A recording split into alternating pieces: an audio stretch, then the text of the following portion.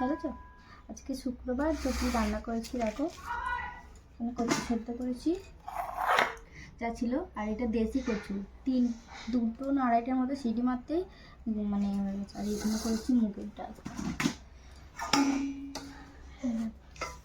মুগের ডাল করেছি টমেটো শুকনো লঙ্কা জিরে ফোড়ন দিয়ে।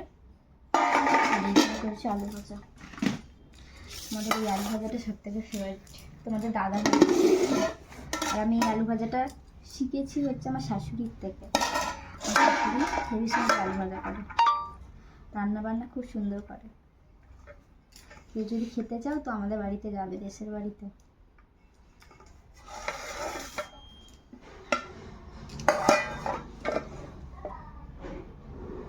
আর এখানে হালকা গরম ভাত।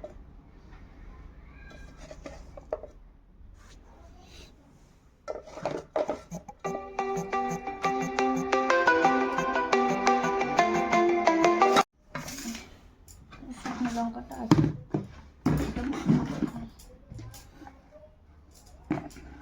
আমার সব সবজি কোনো কিছু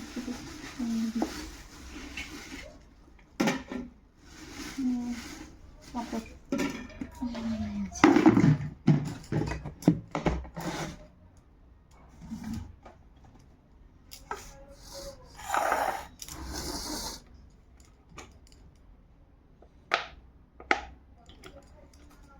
আর কার কার কচু সেদ্ধ খেতে ভালো লাগে অবশ্যই জানিও।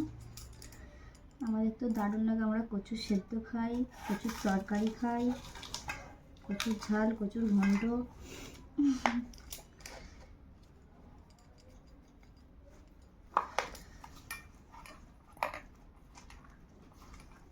কচুগুলো ওই জন্য দু ফালি করে দিচ্ছি, নাহলে আরও ছোট ছোট করে কাটলে পুরো গলে খাবে। দেশি কচু বলে এইরকম খুব সুন্দর কচু।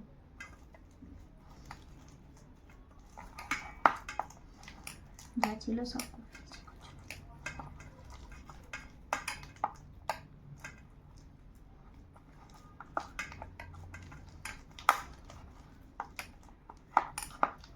কচু দিয়ে ইলিশ মাছ রান্না করে, বেগুন দিয়ে, কচু দিয়ে।